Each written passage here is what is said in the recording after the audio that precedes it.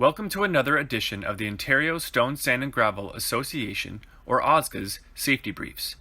OSSGA has created this series of safety briefs because our members, your employers, are committed to the health and safety of their employees, customers, and to everyone's families at home.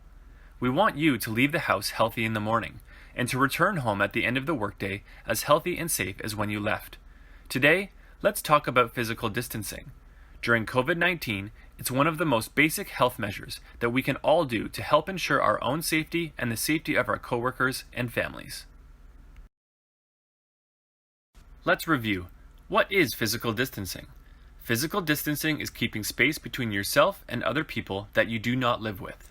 When you are not at work, you must stay physically distanced from anyone that does not live in the same household as you. Whether you are at the grocery store, lining up at Tim Hortons, or enjoying a walk in the park, if you are not with someone who lives in the same household as you, you need to practice physical distancing. Why?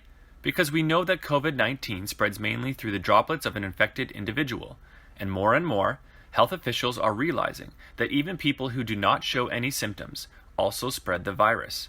Physical distancing is a safety tool that is within your power to control a large majority of the time, especially when you are not at work.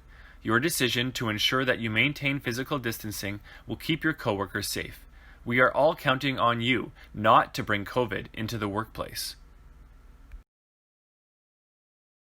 What does physical distancing look like?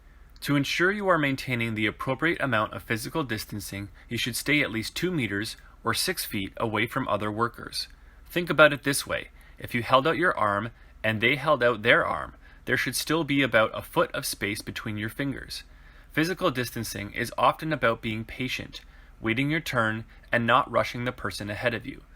You'll notice that there will no longer be face-to-face meetings. You'll receive more information through text, conference calls, or emails, even posters. Safety meetings might be done in the parking lot or through radio or in safe locations throughout the site. You might notice some other changes as well. Your employer might choose to stagger shifts or break times that might only allow a few people into the break rooms at any one time. Some employers might use floor markings to designate the direction of foot traffic, or employers might minimize the number of people using each piece of equipment. Every employer will be a little bit different, so ensure that you know and follow the physical distancing rules at your site. But what happens when physical distancing is not possible?